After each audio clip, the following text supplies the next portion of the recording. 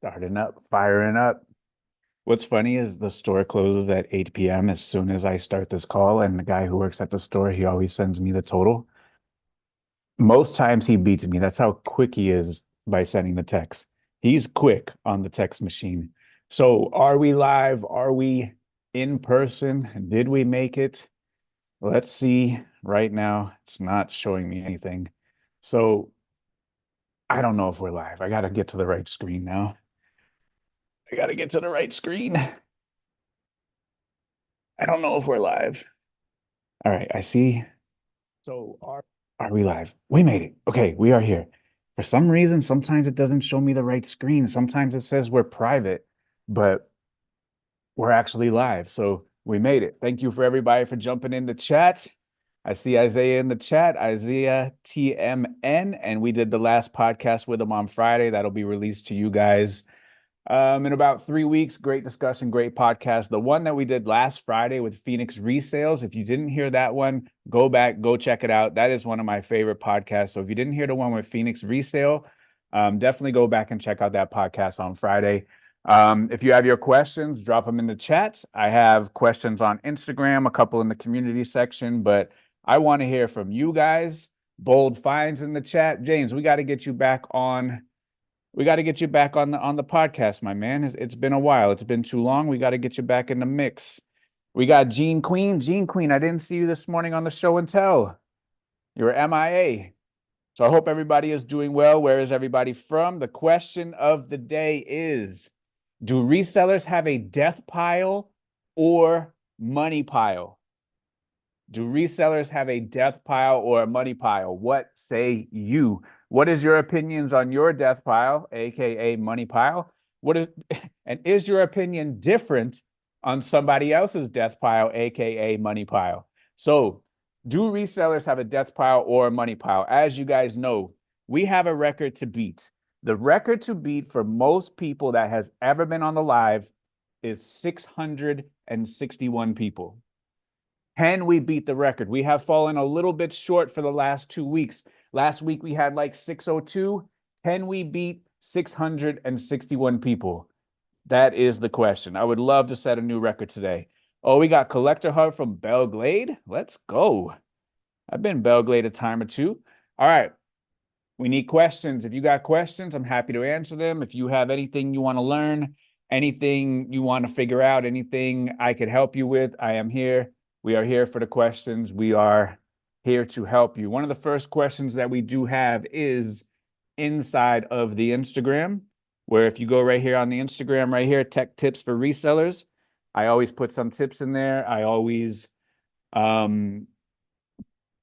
some questions, this and that. One of the questions, and we'll get started over on this side early, what makes a shirt single stitched? And I give it my all. I came prepared. I came with props. So I have a prop. We have a single stitch shirt. So this shirt that I am wearing is present day. If you can see, it has one stitch, two stitch, one stitch, two stitch, two stitches. The weight of the material is going to dictate how many stitches. Newer shirts, more often than not, will have double stitching. 1, 2. They do make some present day shirts that have single stitch. Some polo stuff is still single stitch. So this shirt that I'm wearing, double stitch, one stitch, two stitch. This prop that I came prepared with is a vintage shirt. This is a K-Swiss vintage shirt made in the USA. Made in the USA, vintage shirt. And this shirt has single stitch. If we can see it, there's just one line of stitching on the sleeve. That is single stitch. This is a single stitch shirt. Now it will have single stitch on the sleeve and or single stitch on the hem. Sometimes it will have double stitch on the hem and single stitch on the sleeve. So the difference is one line of stitching, two lines of stitching, 1, 2, 1, 2, 1, 2. So older shirts, one of the indicators that we can look at to see if it is vintage is the single stitch. Another one is the tag. Does it have a paper tag or is it a screen print tag like this one? Is it made in USA or is it made in Thailand like this one? So that is one of the things that we could look at. Now, Extra credit. I have extra credit props today. With older shirts, black shirts, there is something called dry rot. So dry rot is from the sulfur that they use in the dye to dye white cotton shirts black. So this is a black shirt, has some age on it. This is a young Jeezy, Thug Motivation, CTE Forever. And this shirt is from the early 2000s. So you'll get a lot of dry rot with 80s shirts, 90s shirts, and a little bit from the early 2000s because they're coming of age. So dry rot is because this shirt has never been washed before. This shirt is what's called dead stock. This shirt is brand new. So the sulfur has broken down the cotton fabrics, the cotton fibers, and this shirt is useless. This shirt is destroyed. And the sulfur, again, is in the black dye to dye a white shirt black. So this one smells like maple syrup. Smells like maple syrup, good indication of dry rot. Now, this is how you test for dry rot. You go to the bottom hem, just like we were looking at, and you can rip it with ease. This shirt is dry rot. This shirt is done. This shirt is no good. You can also test it on the sleeve again. Just give it a little tear, give it a little tug, and the shirt rips. Another place to look is on the collar. Usually on the collar, you could do the same thing, and then it just rips like this without any effort. The shirt just rips. And you can rip this entire shirt down the middle like Hulk Hogan if you wanted to. So again, dry rot has to do with the sulfur in the black dye on vintage shirts that are dead stock and has never been washed before. If you're washing your black shirts, they're going to be totally fine. That sulfur will get washed out of it. If you have never washed a black shirt, if it's dead stock, if it's brand new from the 80s, 90s, early 2000s, smells like maple syrup, you want to get in here and you want to do a dry rot test. Again, you want to go in an inconspicuous spot and just give it a little tug and see if it's going to rip on you. And if it rips, this shirt is dry rot. And this entire shirt, if I wanted to, I could just rip it right down here, right down the middle, and you can Hulk Hogan this shirt out. So this shirt would have good value if it was not dry rot. Unfortunately, it is dry rot.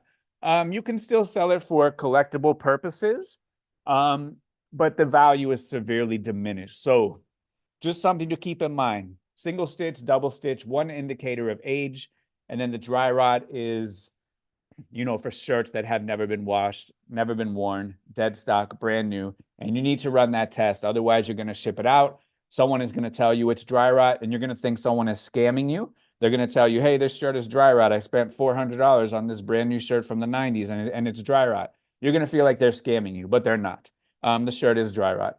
Or they're going to say they put it in their washing machine, and it blew up into 1,000 pieces. Very, very common with dry rot. So good test that you could do to make sure if your shirt is good or not good. So wanted to get that from the jump. We have KT Chesers in the chat. How you doing? Let me catch up, get some questions. They have a death pile because of unexciting things to list that were handed down. List or donate. If they are not worth money, get rid of those things. If they are worth listing, then make sure you get your listings done. Best way to list men's dress slacks. Probably the same way as if you were to list jeans or any type of pants. There are more measurements involved when you do list pants. You know, they're going to want the inseam, the waist measurement, the rise. Some people may want the thigh opening, the you know, the calf measurement or the leg cuff opening. So there are more measurements, but I think at minimum for slacks, it should probably be waist, inseam, and rise. And if you go on the Google machine, you go to Google Images and you put how to measure slacks, they have all kinds of diagrams that show you where exactly to measure, what to measure. And the more measurements, the more information that you can put into your listing, the more information the buyer has to make an informed decision. What items that aren't vintage yet do you think will have value in the future? Probably like the video game shirts, like the Halo shirts with the big logos on them. I think those will come back and be vintage. I think like, you know how like people of our generation, like, maybe baseball cards and stuff like that. I think that, people of my son's generation, like he's never watched cable TV before. I think like one day people are going to have a bookshelf of like iPods, like first generation iPod, second generation iPod, third generation iPod, first generation iPhone, second generation iPhone. And I think like that's going to be the displays. And I think if you could have a brand new first generation iPhone, I know they go for crazy money, but I think those are just going to increase in value as time goes on. So like sealed electronics, the older that they get, I think maybe perhaps there's a chance that those turn around and become collectibles or collector items. As for clothing, I think the video game stuff and anything that's like kind of like the stuff that's in style now, like the cartoons, like the Cartoon Network stuff, the Nickelodeon stuff, that stuff sells for great money. The WWF stuff, that stuff sells for great money. So whatever is happening now, pop culture wise, in 20 years or so is going to be worth money. But I think like those very common Halo shirts, those very common what are those ones? The ones with the shooter game, not like Command and Conquer, but Call of Duty. Like those Call of Duty shirts, I think those are gonna sell crazy because like I put them in my store and I put them for pretty cheap, and I can't keep those in stock. So like even right now today, people are buying them. So I can't imagine in 10, 15, or 20 years. How do I get authentication on items I am unsure of? Also, on the computer says comments are turned off. Mobile is no problem. Are the comments turned off? I see other people. People are commenting. Are the comments on or off? Um, all right. So how do you get items authenticated? Well, they have apps for the shoes at the brick and mortar store when people bring in shoes. We use the Check app. I've never used it personally, but the guys who work at the store, they use it. They love it. They enjoy using the app. It's usually pretty quickly and it's pretty cheap.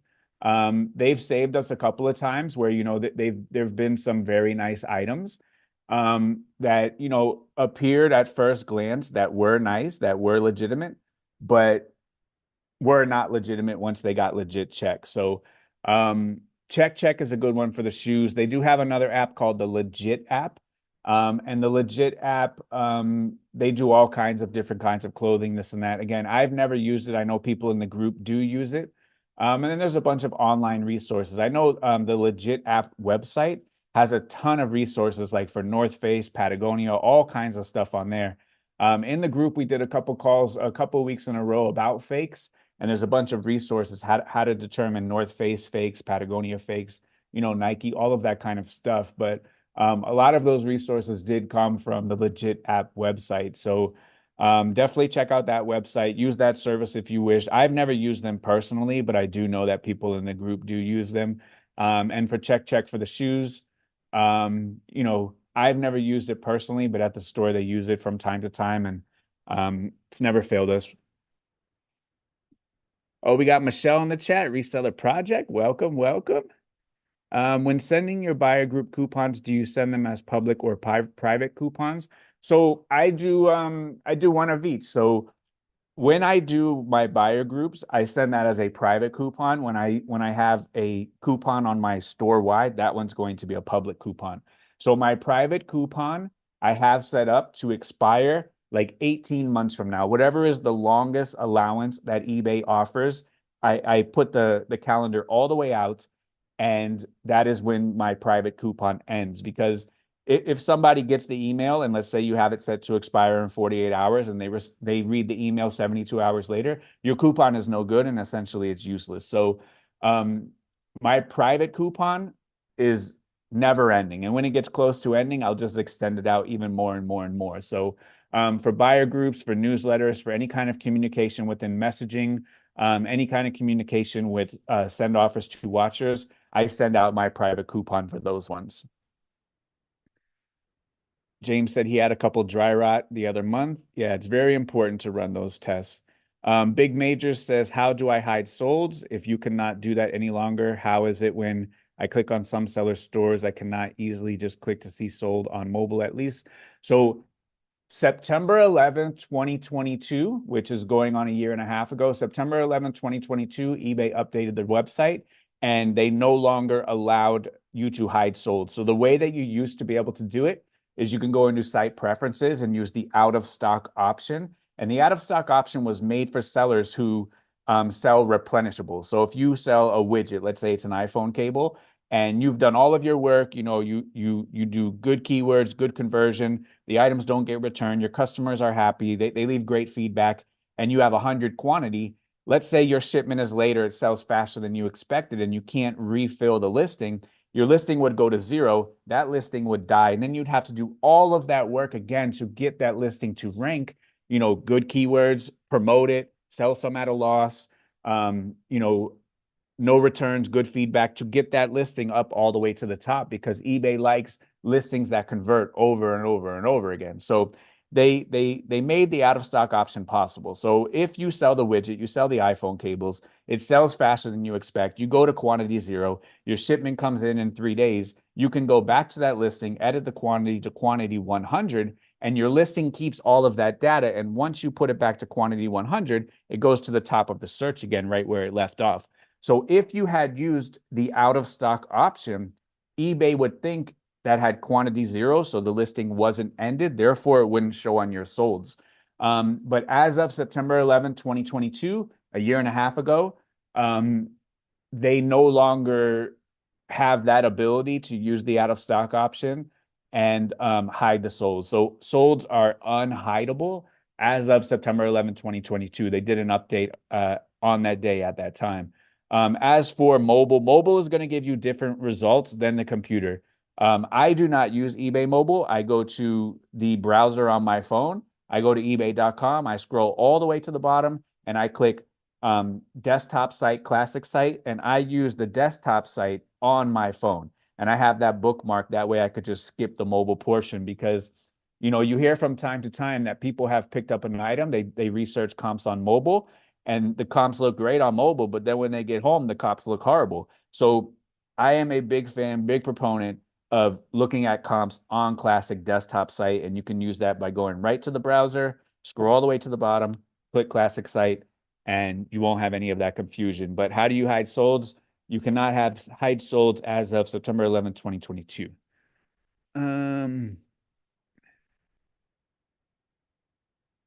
What is your personal thoughts on Probstein? I don't have any personal thoughts on Probstein.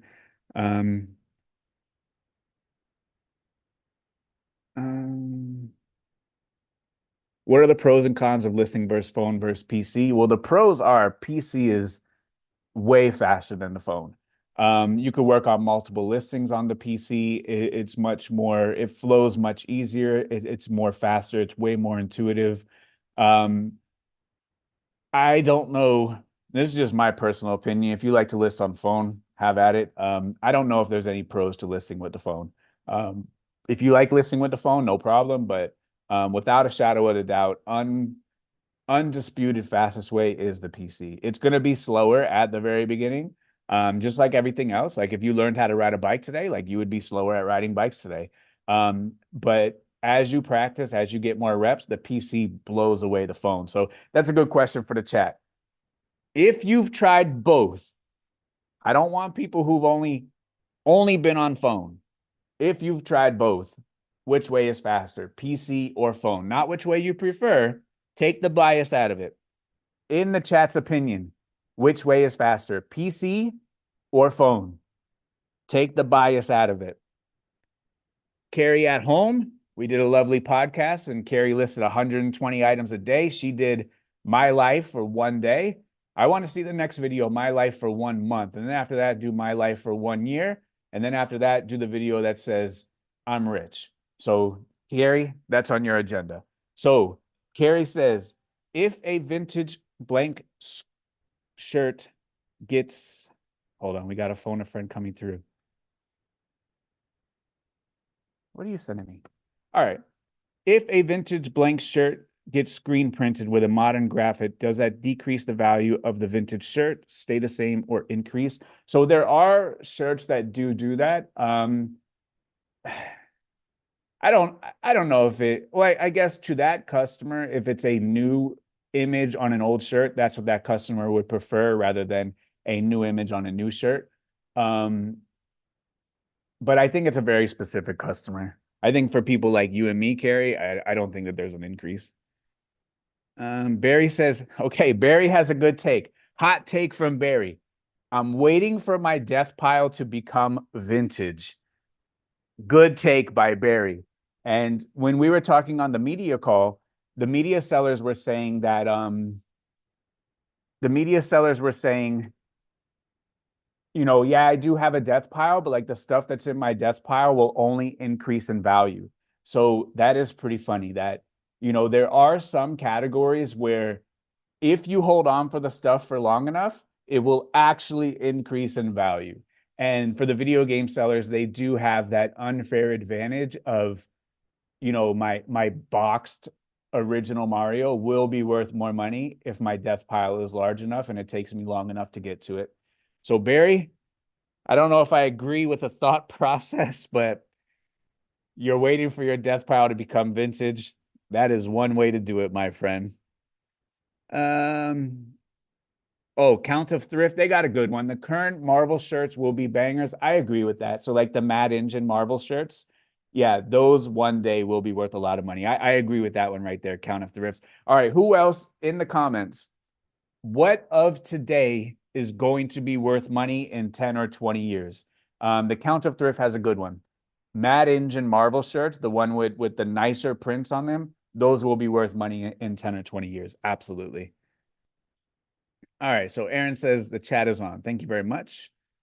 Um, Find and Flip is in the house. How are you doing? How long do you leave an item active on eBay before you decide to get rid of it? So for me, I have an aged inventory markdown process. And after X amount of days, I start to mark an item down. After another X amount of days, I get more aggressive, more aggressive, more aggressive.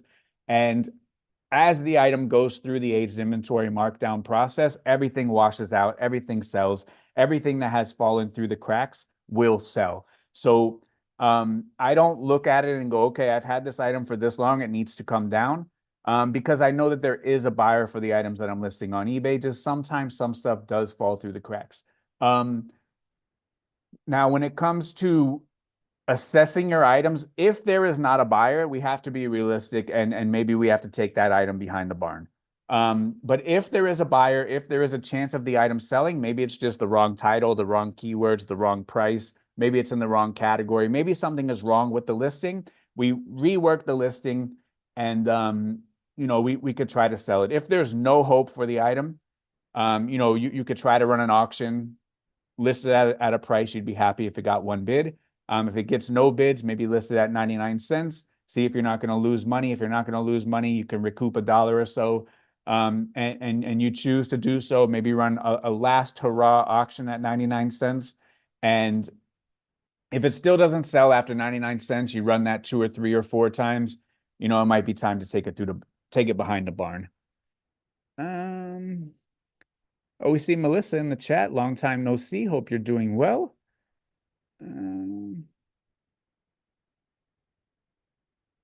Yeah, so Katie Reed says, didn't know you could do 18 months with a coupon. So yeah, when you go to your coupon and you create your coupon, the expiration date, you can just push the calendar out as far as it will go. I don't know if it's 18 months. It might be 12 months, 14 months, 16 months, 18 months. It might be something like that, but it's a long way off. So just scroll your calendar as far as possible. And then I choose that as the expiration date. And then in like 1 year, whenever it crosses my mind to redo my coupon, I just go in there, edit the coupon, and push it back out another year or 16 months or whatever it is. Margaret says, if I'm consistently listing 5 a day, but occasionally I list more, trying to grow quicker, will it upset the eBay algorithm? It will not. I mean, eBay would love to have your quality items. And if you're listing quality items and you're doing good work, eBay will accept all the extra credit that you want to do. Oh boy, chat jumped. Chat jumped by a lot. All right. Doing my books today and catching up. Did payouts, did cost of goods and expenses. What less thought of things should be included in the books? Um, I mean, payouts, cost of good, expenses. I think like you pretty much got the basics covered. And like I don't offer tax advice, nor am I an accountant, but I do like to keep track of daily gross sales, weekly gross sales, monthly gross sales, and then daily profit, weekly profit, monthly profit. I like to keep track of the number of items that I listed, the number of items that I sold, and how much my store grew.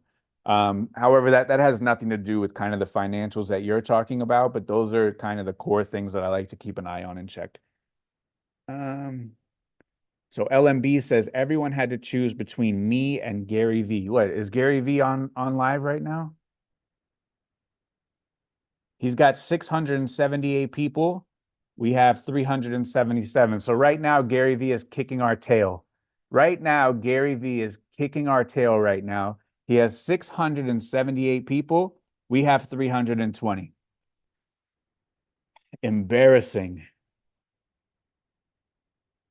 Gabe says, who runs your eBay store now and how many listings do you have? I do. I don't have too many. I should have around 15,000, and I think 6,000 of them are hats. So like I'm under 10,000 items. Yeah, I have 15,318. So I'm under 10,000 clothing items, which is exactly where I want it to be on the home stretch. We got about 27 days left. And I hope I'm around, you know, 6, 7, 8,000, and then I could just get rid of that stuff really quickly within the next 3 months before the warehouse is closed. But right now I run it's not a humongous operation anymore. I only list 20 items a day kind of on the way out, and sell about the same. So far so good. It's exactly how I planned it. If you've been in the group for 6 years, 5 years, I've been talking about this day for 5 or 6 years. If you've been in the group for 3 years, I've been talking about this whole scale down and warehouse ending and all this kind of stuff. I've been talking about this for many years, and it has gone exactly as planned, exactly how I talked about. So very happy with that. Thoughts on shipping international? Is it worth it for a new seller? I think that new sellers, and I think every seller should at least be on the eBay International Shipping Program, which is the new version of the eBay Global Shipping Program. So eBay International Shipping, new sellers or every seller, if you do not offer international, just get into the eBay International Shipping Program. If you want to ship direct, you could do that. I'm on the eBay International Shipping Program because all you have to do is get the item to the eBay hub. eBay will inspect it, repackage it if they please, if they wish. They will send it out to the customer, and all you have to do is get it to the hub. Everything else is taken care of. If it gets lost in customs, if it never shows up, if it breaks, if the customer wants to return it, eBay will handle all of that. All you have to do is get it to the eBay hub in Cincinnati or in Erlanger, Kentucky, or whatever hub they ask you to send it to, and they will handle the rest. There is nothing you have to do. There's no paperwork. There's no challenges. There's no skills. There's no extra information that you need to learn. You print it just like a domestic label. You send it to the eBay International Shipping Center. They handle the rest. If it breaks, get lost, never shows up, gets returned to sender, the customer wants to return it, you have nothing to worry about. You get to keep the money. So Delipity says the phone causes way too many distractions for them to list. I do everything on the computer. That's another thing too right there. The phone has the Google machine. The phone has Instagram. The phone has text messages. Gene Queen, desktop, no comparison. A lot for the PC. Deborah says phone.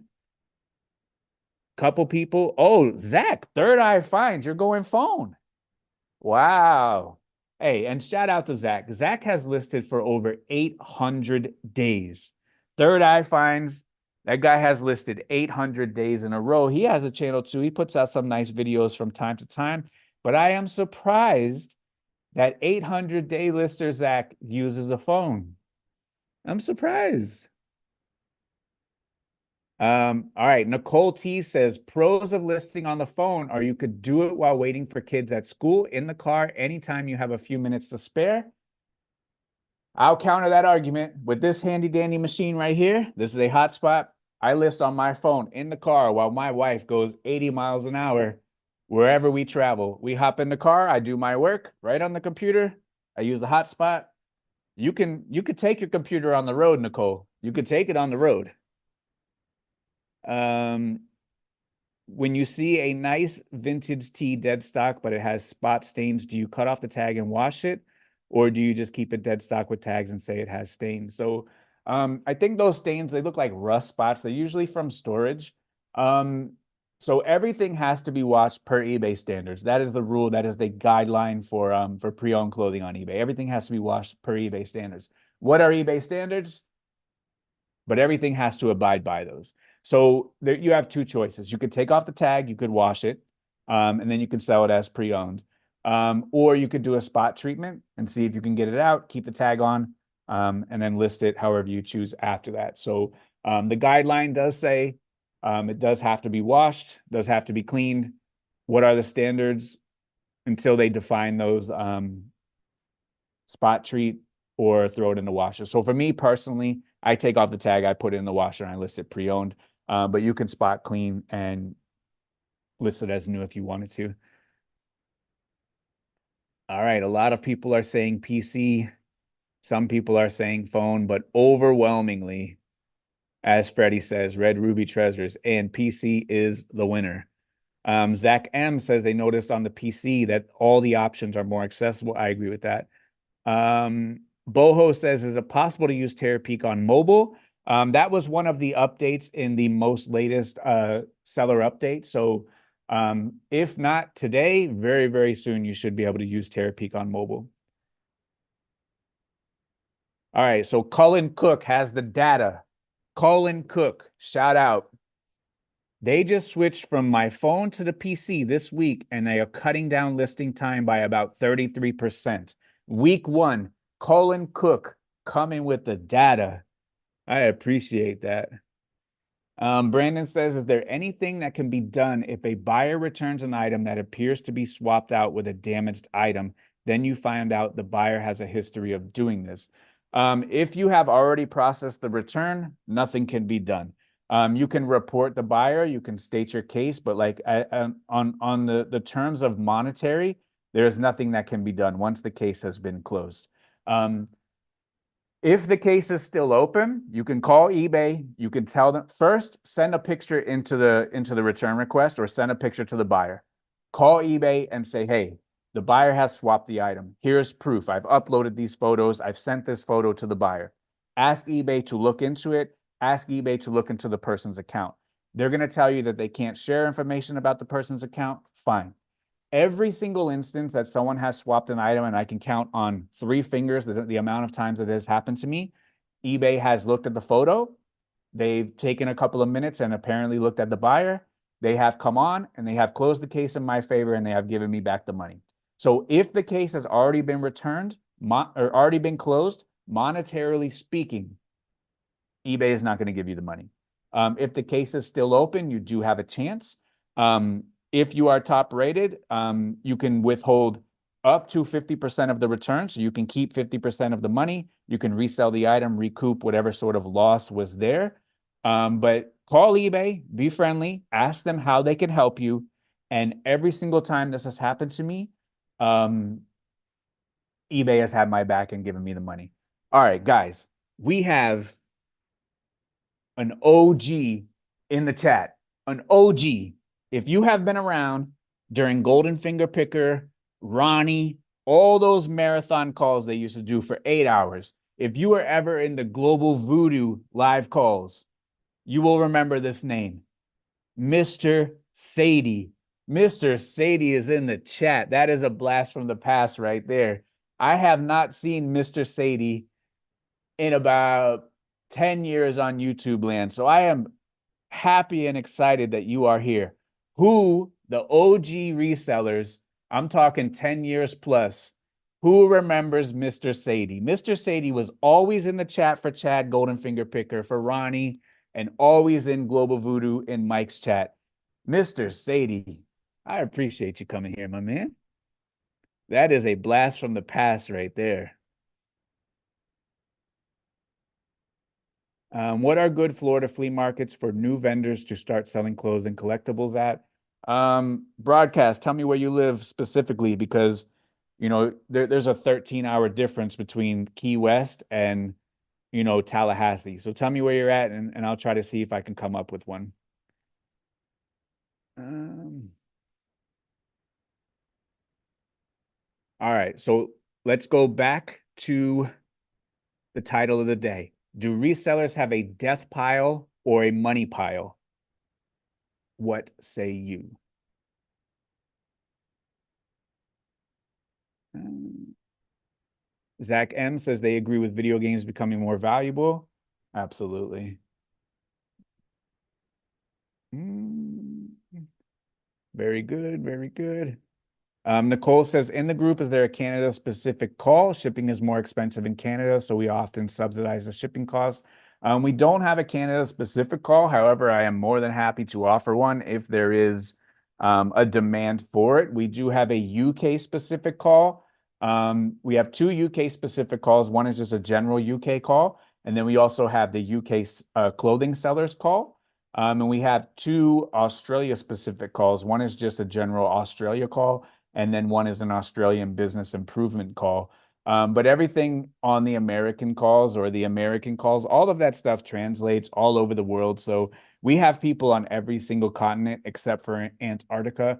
But all of it translates. I was talking to a guy from Germany last night in the group, and he's doing fantastic. So all the information translates. If there is a demand for Canada or for another call, like the people in the group will tell you, if there's a demand for a call, I am not afraid to start a new call. Um, Besides off the back Carhartt, what was the best off the back? Um, man, I remember one time I was driving back past a bus stop, and this was a long time ago. This was probably, I don't know, it's on my Instagram, and I was in the lawn truck and a guy had a vintage DMX shirt on. And I told the driver, I said, yo, we got to turn around. I got to try to get that shirt. And we turned around. And this is the hardest part when you try to off the back somebody is like they don't have another shirt. So I had a bunch of lawn shirts in my truck. So we went by the bus stop and I said, yo, how much for the shirt? I'm a huge DMX fan. Um, I enjoy his music. And I said, 50 bucks. He didn't even think for 1 second. He gave me the shirt for 50 bucks. I gave him a lawn shirt. And I ended up selling the shirt, I think for like maybe 400 or 500 bucks. Now that shirt's worth way more because DMX have since passed. But I sold it before he passed. And this is the funny part. I've seen that guy two times since, like in the last several years, like 5, 6, 7 years. I've seen that guy two times since walking around, and he's been wearing the lawn shirt every single time I've seen him. So the lawn shirt is still in rotation. Do we have a toy call? Absolutely, we do. It's on Monday at 3 o'clock, led by Michael from Colorado. Great toy call on there. They're saying they're selling new toys. It's best not to use PC. Just notice reviews are at the product level, not the personal reviews. Yeah, that is true. I think it's still important to use the catalog because eBay is going to search by the catalog. It is unfortunate that like it could have like a 1-star review. Um, it's tough, but I think definitely list per the catalog because that's how the search goes.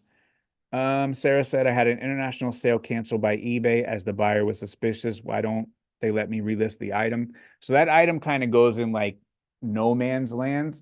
What you could do is you can copy and paste the title, put it into your email, and then you can find the original listing that way. Or you might be able to go in your ended, but usually they're not there.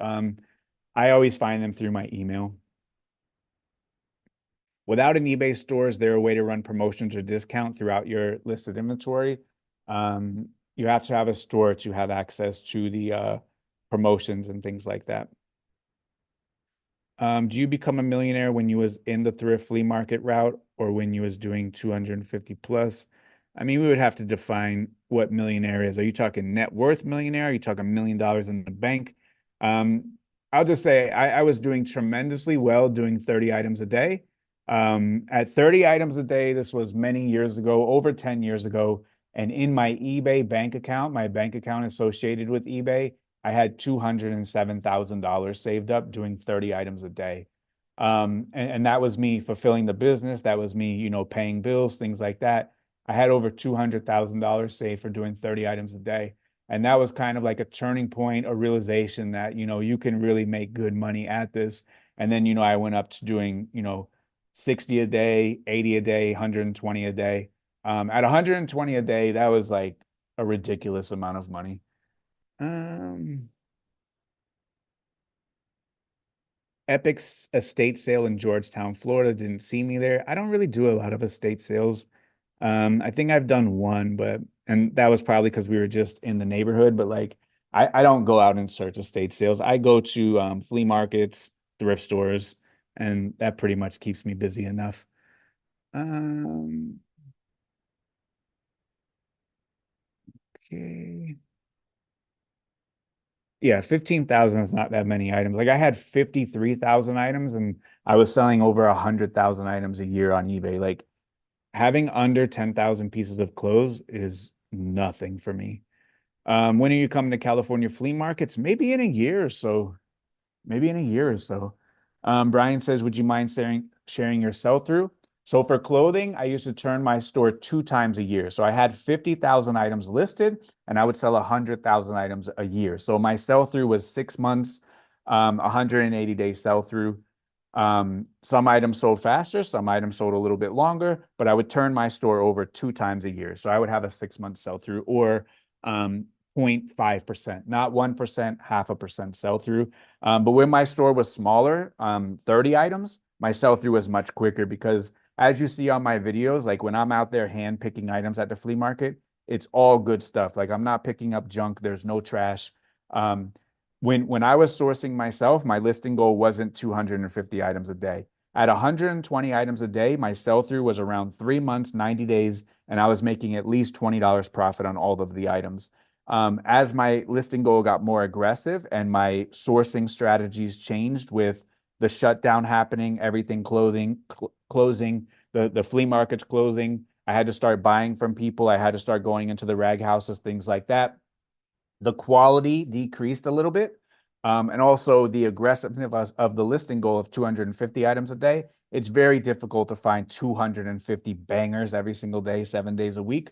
So my sell-through rate slowed down a little bit and my average sale price came down a little bit, but also my average buy cost came down um, in a corresponding manner. So when I was at the thrift store, my average cost of goods was always between $7 and $8, and my average sale price was always $30 plus shipping. But if you see at the flea market, my flea market average cost of goods is always under $5. Like I rarely spend over $5 at the flea market. And if I do, it's a great item. So when I was more narrow on the listing goal, 30 a day, 50 a day, 120 a day, it was right around that 30 or that 90-day sell through, $30 plus shipping average sale price. When I was 250 items a day, my average cost of goods was 4. My average sale price was $24.77. I would list 250, sell 250, and then my sell through was 0.5%. 6 months sell through, turn the store over 2 times. That was the business model. Do you set your markdown campaign separate or do you stack them in one campaign? I have to do them separately because I think they just increased it to 1,500 listings. So I have to do a bunch of 1,500 listings. Once upon a time, it was 500 listings. So I would have to do a tremendous amount of those. And they used to take like a half day to do my entire store in a promotion. But now you can do 1,500 and my store is much smaller. So it's much easier right now. How long does it take for defects to fall off? That depends. If you have 400 sales or more in a 90-day cycle, you will be assessed on a 90-day cycle. If you have less than 400 sales, then you are assessed on a 12-month cycle. So if you're assessed on the 90-day cycle, we have January, February, March. When April is finished, it will be February, March, April. You're assessed, January will fall off. If you're assessed on the 12-month, then right now we're in April. When April is finished, March will fall off. So it depends on your velocity.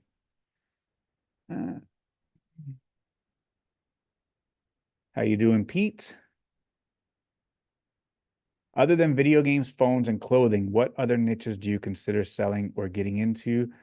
So I sold a lot of video games, a lot of electronics on eBay, a lot of clothes on eBay. I settled into clothes, and that's what a lot of you know my store as. But once upon a time, the tech part of my store was phones, Game Boys, video games, iPods, things like that, computers, laptops, things like that. And then eventually I just went all clothing. I've sold a lot of toys before, a lot of toys, a lot of vintage toys. Um, what other category? I think like sporting goods, like baseball gloves, baseball bats. I'm very knowledgeable in those. Um, so I think for me personally, I'd probably go baseball bats and baseball gloves. There's a lot of margin in those. They're a little bit harder to track down, but I could figure out a way to get a bunch of those for a good price. So I think for me personally, that's what I would go. Our sense says her customers on eBay are super cool. Not one return in 6 months. Congratulations. Mm. So Aaron said, side note on international, it even worked on his untracked store. No reason not to use it. I agree. And Aaron sells disc with no tracking number. So he has a little bit of a unique business model. Zach Third Eyed Find says, after listening years of calls on categories on eBay, are the untapped opportunities or niches within the eBay marketplace that you believe had potential for future growth that no one is talking about? Um, I mean, I think you can make everything work, even in saturated categories and not saturated categories. I think like if there's a will, there's a way. I think like I said, I think I could build a beautiful business off of baseball gloves and baseball bats. I really do. And no one talks about that, but I think you could build a great business off of that. I think you could build a great business off of all of it, Zach. It's just like we talk about. You just have to, you know, reverse engineer that pipeline of inventory. That's 99% of the battle. Um, Green-eyed Moose, I have been scheduling my listings and then launching them before they go live. Do you think this is a good strategy? I have had serious problems out of the eBay draft system, errors on the eBay side. So a couple of weeks ago, eBay was having some issues with drafts, especially the starting price. It was confusing the starting price. Scheduling listings and then launching them before they go live. I've done that and it's been fine. Um, yeah, Gene Queen says Zach always comes through with the bolos on the show and tell. Yeah, he tried to catch me slipping today, but it didn't work. Zach tried to catch me slipping. It didn't work. Did not work. Frito says, my accountant wants me to track mileage. What is the best way to track it? Absolutely. Your mileage that pertains to work, pertains to business, is absolutely deductible. Some people use an app. I think one of them is Mile IQ. I don't use the app, but some people use it. Some people have dedicated business cards where every single time they use the cards for business only, not for personal. Some people keep a notebook. Some people write down the ending and starting of the odometer, but you should absolutely be taking advantage of business mileage. Um, it really does add up. And if it pertains to business, it's worth looking into. Chanel says he loves the group. I appreciate that. Manu, the French guy, very good. Broadcast says, what are the top four flea markets in Florida? The one by my house is good. Um, I think Plant City is good. Webster is good. I think all of them I've been to so far is good. So I think they're all good, personally. I haven't struck out yet. Do you think or know if eBay checks for cross-listed items? If so, do you think they would slow down your store if they see you cross-listing items? I have no idea about that. eBay's never said anything about it. I have no idea.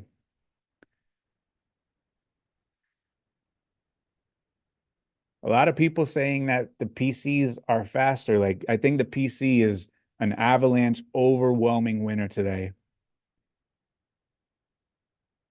So Margaret says she heard us talking about using eBay browser to view on your phone and look at souls. She added the Safari page to the home screen. It's been a game changer. Yeah, that's good. I think that using the desktop classic site on the phone, that is a game changer. Good work, Margaret. Um, all right. What is the most effective listing structure for listing clothing? So eBay is set up in the best match. So if you can best match the search query with the title, that is the way to go. So what keywords is the customer going to use? Who is the customer? How does the customer search? How does the customer enter a search query? All of that stuff we have to know if we want to match up with best match. Uh, Very good questions today, guys. I appreciate that. And now the chat jumps again. Chat is jumping again on me. And now we have a phone a friend coming in. Oh, we have somebody by the name of Mr. Beast in the chat. Everybody, we have Mr. Beast in the chat. Mr. Beast has come to the chat. I gotta change the title for this. Mr. Beast, can you please tweet this out on the Twitter machine and tell everybody to come to the live and tell them that you are here. Mr. Beast is in the chat, guys. Holy cow. Thank you, Mr. Beast.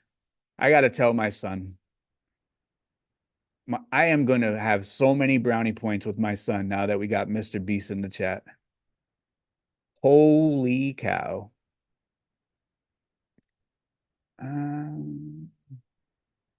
Do I ever source from consignment shop? Usually a higher buy cost, but more curated and nicer items. I have from time to time, but it's not on the route. In one of the first videos that I put out, I had a goal of to find one item that would pay for the entire trip that we took. And inside of a consignment store, I found a shot jacket that was worth like 700 or 800 bucks.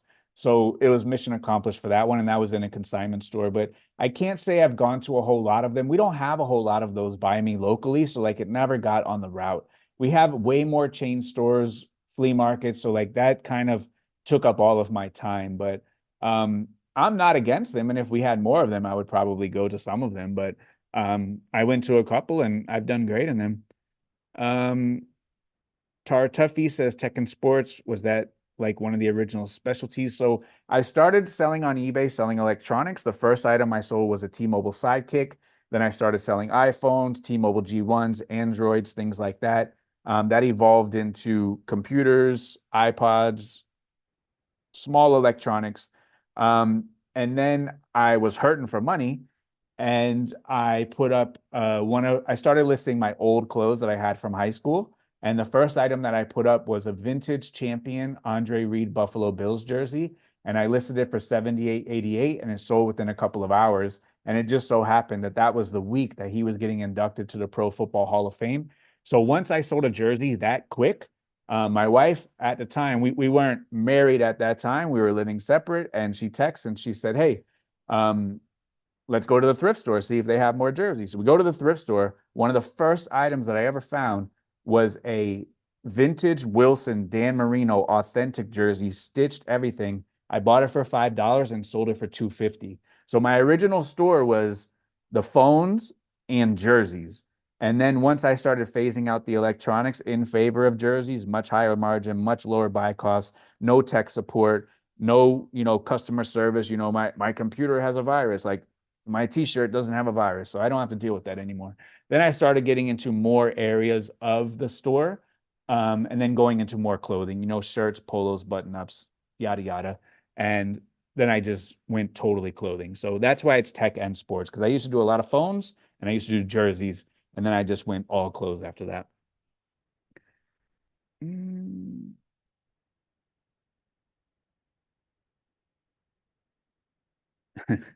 Is the vintage tech lawn shirt a bolo? That is not. That is a dry fit shirt that a guy at the flea market prints up for me. So not a bolo and not vintage. Do you think there's a different set of moral principles when it comes to doing business versus dealing with people on a personal level? I don't think so. I think that your morals should remain the same at all times.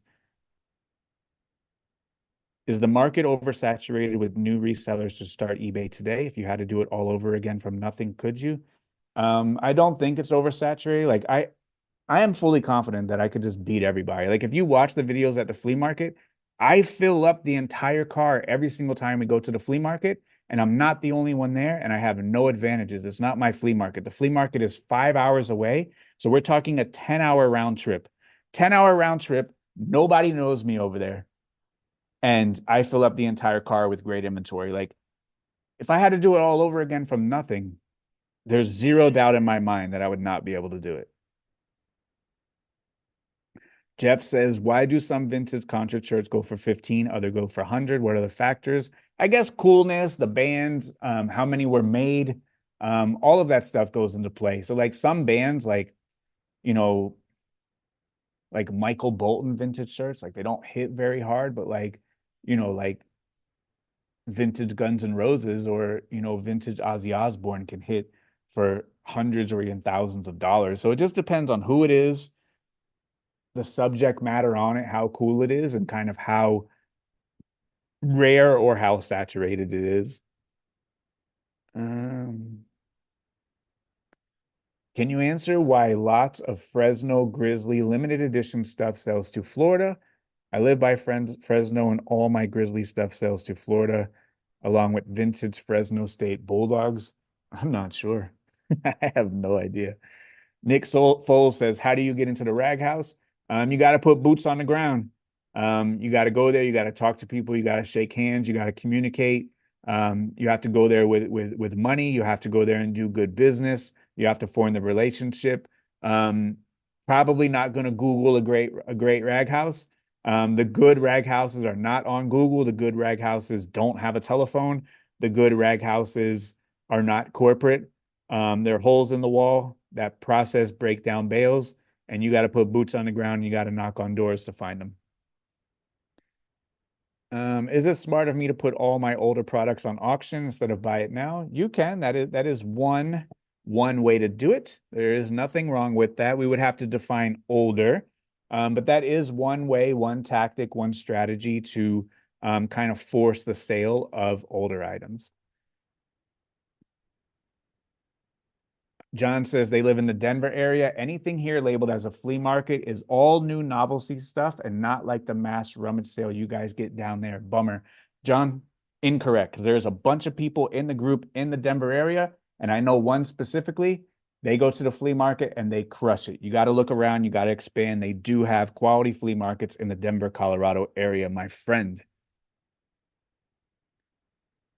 And again, Mr. Beast in the chat. Let's go.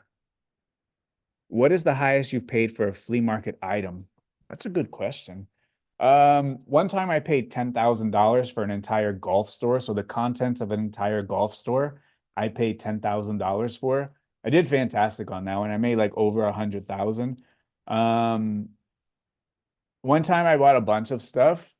That was $10,000 too. That was a bunch of clothing from a guy who buys pallets. I made about $100,000 off that deal too. There were several times where I spent, 1,000 or a couple thousand, things like that. But the highest was probably $10,000. I think I did that a time or two, maybe 3 times.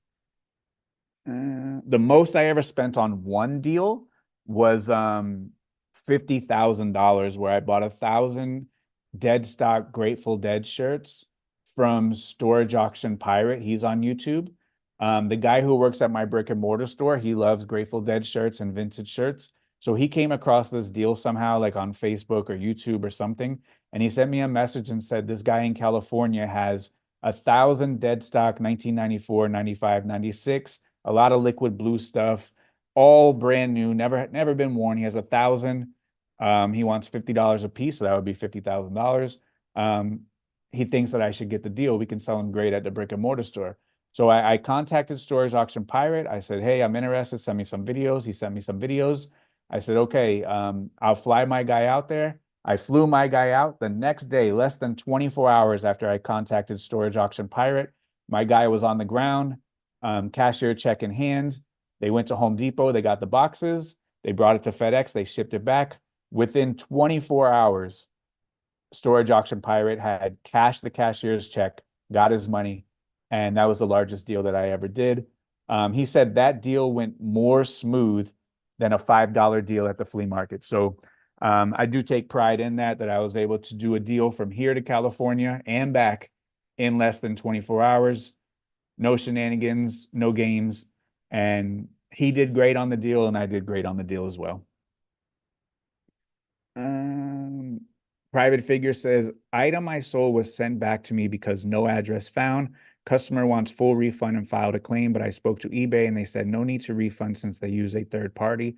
It sounds like that they used a freight forwarder. Using a freight forwarder voids all buyer protections. If eBay has given you that guidance, what I would do is I would get the reference number for the call and I would listen to the advice that they give you.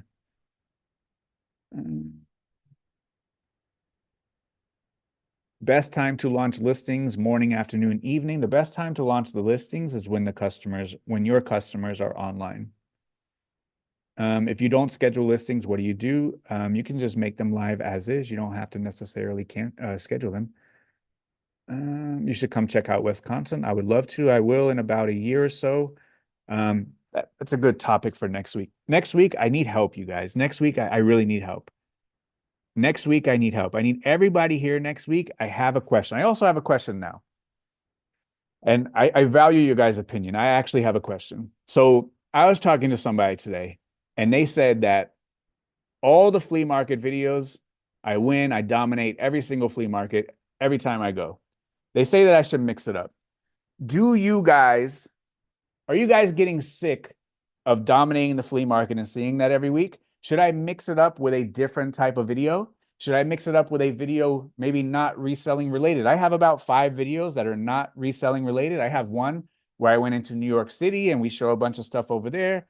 I have one where I went swimming with sharks. Like, do you guys want only reselling videos? Should I mix it up with a shark swim? Should I mix it up with a New York City video, or leave New York City, leave the sharks out of it, only show me domination at the flea market? I want to know. I value your opinion. Only show me domination at the flea market, or show me something else. Those are the choices. Show me something else if you want to see something else, or just put domination if you only want to see domination at the flea markets. And if you guys choose show me something else and I put out a show me something else video and you guys don't watch it, don't set me up for the okie doke. All right. Let me get into the Instagram questions. Instagram questions on the Instagram machine right up here at the top. Tech tips for resellers. I share some good tips, give some information in there. How important is reaching reseller nirvana? Seems like a unicorn. Reseller nirvana is that's when you're going to make the most money, the most profit, because you're selling the same amount that you're listing. How can you tell if a shirt is single stitch? We hit that right at the top. What percent of eBay sales should be selling costs? So, all right, so this is a good one. Selling costs are a percent base. So this is very important. In my personal opinion, selling costs are something that we shouldn't put too much weight on. So if you sell an item for $10 plus $5 shipping, you automatically have 33% selling costs. If you sell an item for $100 with $5 shipping, you have 5% selling costs. So both of those sales are still going to have roughly 13% in fees. So you sell an item for $10 plus $5 shipping, that's 33% seller costs plus 13% fees. That is going to give you 46% seller costs. If you sell an item for $100 plus $5 shipping, that's 5% seller fees for shipping, 13% seller fees for fees, and that will give you 18% seller costs. That has nothing to do with profit, because if you buy the $100 item for $90, even though you have 18% seller costs, you lost money on that deal. If you bought an item for $0 and you sell it for 10, even though you had 46% seller costs, you still made more money, more profit than the sale of $100 that has 18% profit. So don't put too much weight into the seller cost. It is a metric, but it's not do or die. It fluctuates based on the percentage. Why is receipt from USPS dropped off package important? Because That prevents you just from printing the label and then never dropping it off for a week. So they want to get that scan. That's why it is important.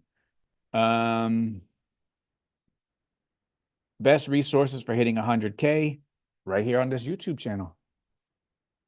But the information is everywhere. Just educate yourself, learn the platform, learn the customer, and the rest will take care of itself. Does listing quality report compare you with sellers or stores? So the listing quality report judges by GMV, which is gross market value, and gross market value is dollar amount of sales in that particular category. When listing measurements in the title, do you use the or put inches? I do not use any special characters. Do you think sell-through is harder for newer items versus pre-owned? They both have their challenges, but brand new is a competition of SKU for SKU. If we both have the same exact item, whoever has it for 1 penny cheaper is going to get the sale. So with pre-owned, even though it is competitive, it's not SKU for SKU, same exact item competition. There's a little bit of leeway. So I think the sell-through for newer items is more difficult. Pre-owned allows you to stand out a little bit more and allows a little bit more uniqueness. New account listing 5 a day. How long before we get traffic? If you list great items, 5 great items, you can get traffic today.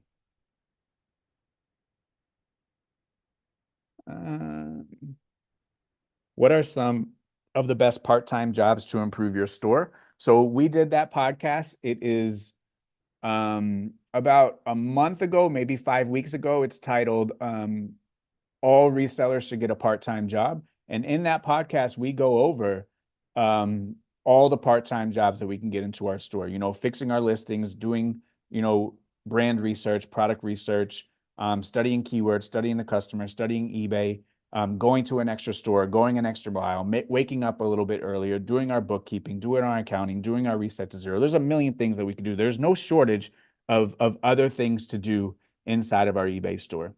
Did you ever sell at flea markets in your early days as a reseller? I have never been a vendor at a flea market personally. What is your favorite item that you've ever found? I don't know.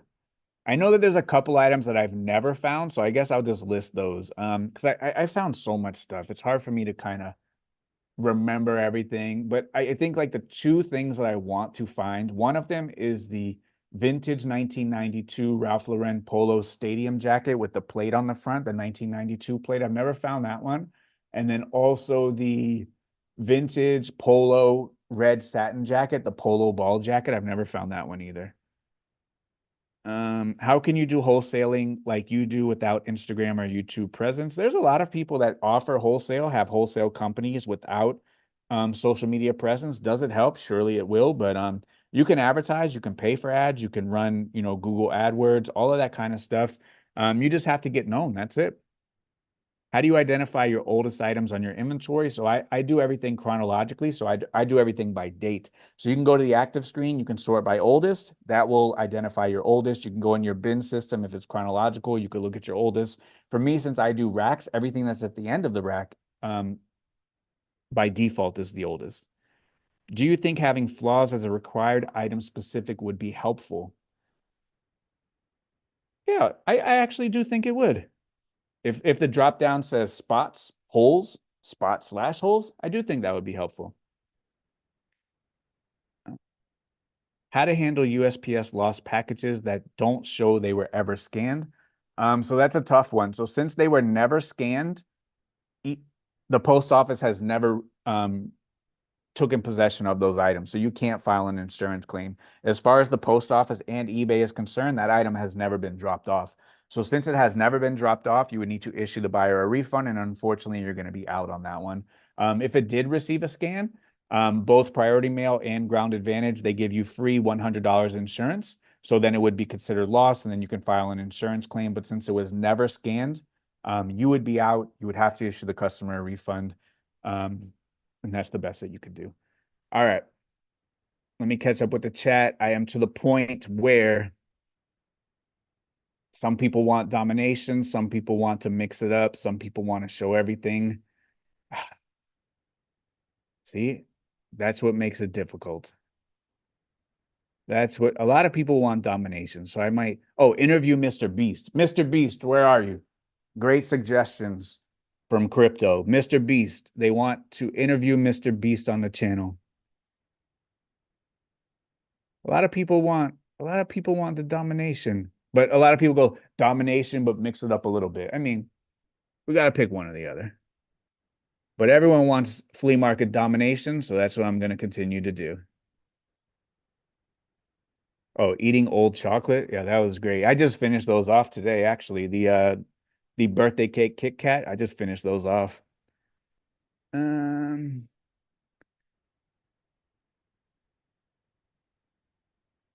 all right. Where are the questions? Did I get all the questions? I don't see any more questions. I'm gonna let the chat bounce one more time. Pop Tab says, can we get tech merch somewhere? I don't have any available, but the chat keeps asking every single week. So I think I'm gonna do a little bit limited run on May 1st. My wife's sister, the one who used to work for us for about 5 years, they saved up their money. They bought a nice house up in North Florida. She actually does print shirts now. So, if I can throw her a bone, support her business, the money will go to her. I'm cool with doing it. We keep it in the circle, and that's what it's all about. So if I can support her new business, I'm cool with doing it.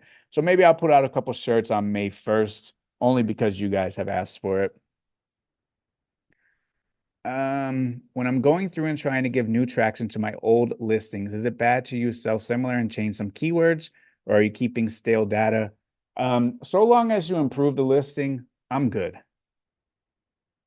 I believe you dabble a bit in Whatnot. Do you have any general tips for developing a following on there, assuming you don't already have one from social media? It's just about being consistent, just showing up, having good product, just being consistent. It's just like this. You guys can expect me Monday, 12 noon to drop a video. So I know you guys will be there if I do it enough times. You guys can expect me Wednesday, 8 p.m. Eastern to be here and do the live. I know I can expect you guys to be here. You guys can expect me to drop the podcast Friday at 12 noon. It's going to be there Friday at 12 noon. It's just about consistency. You're going to have to take your lumps in the beginning, just like everything else. But eventually people will notice. Eventually you'll find your tribe, and they'll be there. They'll show up when you're there. Tisket says, what in your mind is the biggest threat to reselling? I think eventually there will be a machine developed where a forklift can drop a bale in the top of it in a hopper. The machine's going to smoke, jump around, move around, do a bunch of noise, and it's going to spit out perfect listings that are packaged ready to ship. I think that the AI will get good enough one day where you can throw t-shirts in there. It can identify what it is, photograph it, price it, spit it out in a poly bag, and then some other machine can put it away in a shelf inventory system in bins.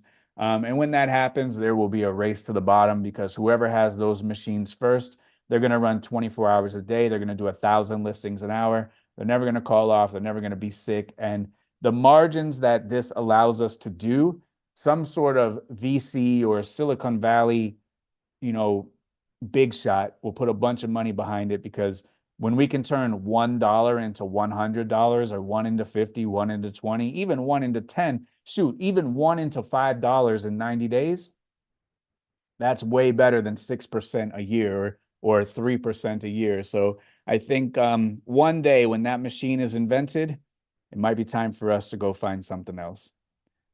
Do you ever wear vintage expensive shirts? I do not. I have about 4 shirts, my friend. 4 shirts. It doesn't matter what I have. It matters what everybody else around me has. It doesn't matter what I have. I don't need anything. I just need everybody around me to be happy. That's how I flex. I flex by everyone else being happy. I flex by my wife being happy, my son being happy, 2,000 plus people in the group being happy, all positive, all making money. That's my flex. I don't need nice shirts. I don't need expensive things. My flex is being valuable to people around me. And that's the most important thing. So Nick says, so you have found a snow beach in the wild. That one is a grill. That's a good one. We showed the snow beach on the video with full court, titled Best Rap Tee Haul of All Times. He busted out a snow beach over there. Tommy says, could you talk about Reseller Ruler? I bought it for my employees a year ago and they love it. Cool idea. Would love to hear the entire story behind it. So the Reseller Ruler, when I was listing 120 items a day, it was 30 seconds minimum to measure every single item. So that's 1 hour a day. 1 hour a day times 7 days is 7 days, 365 hours a year divided by 24. That was 15 hours or 15 days of my life measuring clothing. Every single year, I was losing 15 days of my life, 1 hour at a time, measuring clothing. So, I had the bright idea to take photos of the measurement, invented the ruler that had the slot in it that can measure, you know, shorts, skirts, pants, jackets, sweaters, shirts. It can measure every piece of clothing from kids' clothing all the way up to 8X because that's the biggest shirt I've ever had. I've had a couple 8X shirt. One of them was a liquid blue Rolling Stones. I had another 8X Rolling Stones by Bravado. And then I had one more 8X shirt by who's the guitarist? It's slipping my mind. The black guy, 70s, the guitar starts with a J. Who's that guy? Someone help me out. Can't believe it's slipping my mind. I had three shirts of those guys. 8X once upon a time. That was the largest shirts that I've ever had before. So I made the ruler to measure from kids' clothes all the way up to 8X. And it saved me 15 days of my life. And if I can list, 30, 40 items an hour and at a $20 profit, I could list somewhere between $750 an hour extra into my eBay store, $600 extra every single day into my eBay store. And every single day, $600 times 365 days is about $250,000 a year going into my business, making one improvement that saved me 1 hour and saved me one portion of the process. So a lot of people like to do addition by addition. I think the best way to do it is addition by subtraction. So we subtracted the dedicated measuring process, invented the reseller ruler. I never talk about the reseller ruler. And right now, I don't manufacture it anymore. Someone else manufactures it, but we have sold tens of thousands of those, and I've never advertised it, never spoke about it, never ran an Instagram ad about it. People just see it, they buy it, and I hope it's helpful to as many people as possible because that is the name of the game. So that is the story behind the reseller ruler. And I'm glad you guys like it, Tommy. Thank you. If you could sell one brand only, what would it be? I would probably go with Nike, even though it's saturated. I mean, the demand for Nike is through the moon, so I could figure out how to run a business through that. All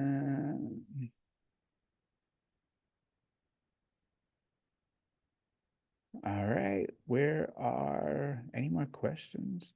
What are some non-eBay bolos to sell on Facebook? Some curb alerts to be on the lookout for. I tell you what sells quick. Any sort of displays, like the video that I made with the Oakley case, that thing sold in like 2 or 3 days. I sold a Red Bull refrigerator kind of store display. I sold that for, I think, $400. Immediately as I posted it, a guy left work to come get it. Any kind of store display, I crushed it on, from Curb Alert on local pickup. What's one piece of advice you wish you had known about overcoming setbacks when starting out reselling? I don't know, man. I don't really, of course, everyone has had setbacks, but I just erase those from my memory. Like if I spent all of my time like worrying about or thinking about setbacks, like I could be bogged down. But like you just got to keep going. I guess the result has to be the same every single day. So hell or high water, the result has to be the same every single day. That's the piece of the advice. It doesn't matter what happens, aside from your kid getting sick and going to the hospital, you getting sick or going from the hospital, you getting hit by a bus, fine. If it's not an extreme case, the result has to be the same every single day. All right.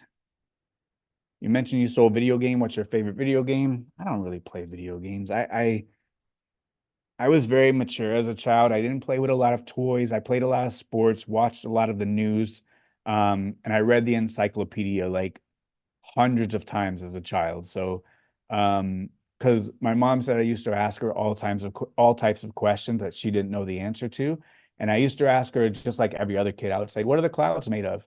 and she would like give her best guess, and she would go, it's made of like water and water vapor. And I'd go, well, what's water vapor? And I would just keep bringing her down this hole. And she's like, you know, carbon, nitrogen. And I'm like, what's carbon? What's nitrogen? And eventually she gave me an encyclopedia and she told me to figure it out myself.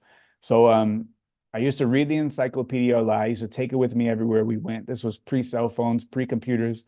I used to take encyclopedia everywhere that we went. Didn't have a lot of toys. I would always go to the park, play football, play basketball, but I didn't have a lot of toys, didn't play a lot of video games. When is an item considered shipped? Is it when you put the shipping label or when you drop it off at the post office? It's when it gets scanned at the post office by a real life human being. Uh, all right. Oh, Jimi Hendrix. You got it. Jimi Hendrix. Yeah, Jimi Hendrix is the one. It was slipping my mind, man. I was drawing a blank. I could see the whole shirt in my head, but I could not think of the name. Thank you. Jimi Hendrix. That's right. Jimi Hendrix. Did you ever have one baller purchase where you were like, screw this because I deserve it? No, not really. Um,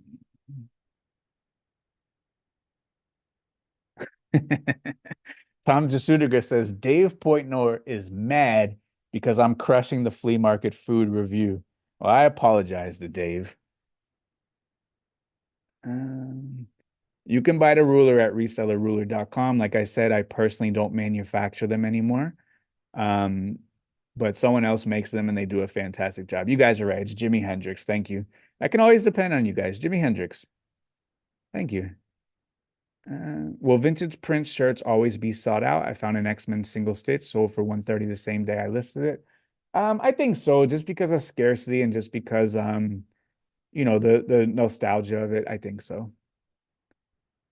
Um, what is the rationale for countries you choose not to ship to? I think it comes down to like the infrastructure and like if it's like a war-torn country, probably a little risky, but if you ship through the eBay International program, they'll dictate where the item goes and they'll cover you on the rest. How large does your store have to be to get a deeper shipping discount? I think I remember a while back on a podcast. I have never had a shipping discount. Um, Mostly because I never pursued it. So you would have to contact the shipper or the carriers directly, and then they have certain thresholds where if you meet, you know, certain amount of packages per day, they will give you a discount on shipping. I never pursued it because then I would have to retrain everyone because you're probably going to have to use some sort of third party shipping consolidation service. And like it just gets a little bit wonky after that. So I just always used eBay and it is what it is, man. Hippie says they are a traveling artist that sells clothing while they're out on the road. Aside from clothing, is there any other categories that you can recommend that travels and ships easily like clothes? There's a ton. You could do jewelry, you could do video games, you could do small electronics. The sky is the limit. Sky's the limit. Uh, So Dime Pincher says, in terms of bookkeeping, when you go out and get when you go out and get your receipts, what is the process when you get home with the receipts? What do you do for the bookkeeping? So that portion, when we go to the thrift store, it tells you right on there you bought 30 items for $300. So I know my average cost is $10 each. At the flea market, I do the same thing. I know how much money I have in my pocket when I start the day. I count up all the items before I finish. I count how much money I have in my pocket at the end of the day. If I leave with $1,000, I come back with 200. I spent $800. And if I have 80 pieces, then I spent $5 each. And then I just roll my average cost of goods like that. And I write everything down. You have to write everything down.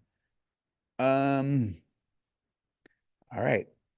Frito says they like the Techonomics video. Very good. Thank you. I appreciate that. And we are at the end of the chat. Busy says, can you still call eBay and request to raise your monthly listing insertion past 250?